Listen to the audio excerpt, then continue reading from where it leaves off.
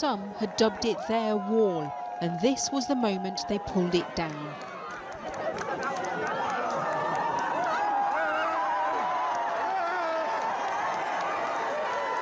When you get people who are angry, who are ignored, and kind of feel like the system is oppressing them, this is what's going to happen. They're going to break against it. Leo Quartermain and Amira Nazir have only just started at Manchester University, but in their very first week away from their families, both caught COVID and had to spend weeks in isolation as it spread throughout their halls.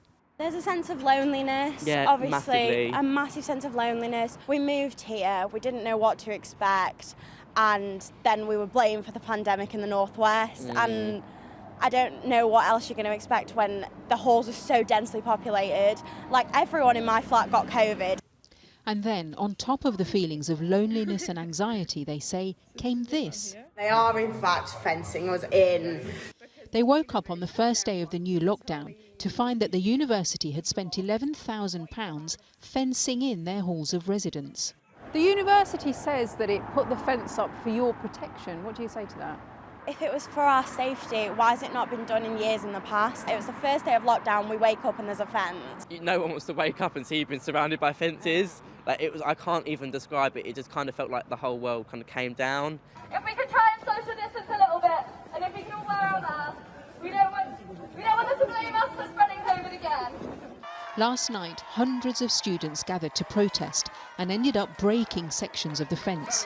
Many complained that they hadn't been told in advance, and the university admits there was poor communication. We weren't allowed onto campus to film, and the university didn't want to give us an interview on camera. In a statement, they told us that they apologise for any harm or distress caused. They say that their intention wasn't to lock students in, but to address security concerns. The Vice-Chancellor has now ordered an inquiry into who sanctioned the fence. This morning, the fence was officially removed. The row has come at a time of concern about the welfare of students on campuses across the country. We woke up in a place that's meant to be our home, surrounded by fencing. We pay over £6,000 a year to live here. Ben McGowan was at the protest. He wanted to show us what it's been like stuck in his halls of residence, and so filmed his room for us. You can feel incredibly downhearted. There's a bed and then there's maybe room to stand up. It doesn't feel like you're having a uni experience. And yeah, it can get incredibly claustrophobic in there. It's quite almost prison-like being confined to that small of a room. The university said tonight their inquiry will report back in a fortnight, and that in the meantime alternative security measures, including patrols, are being put in place.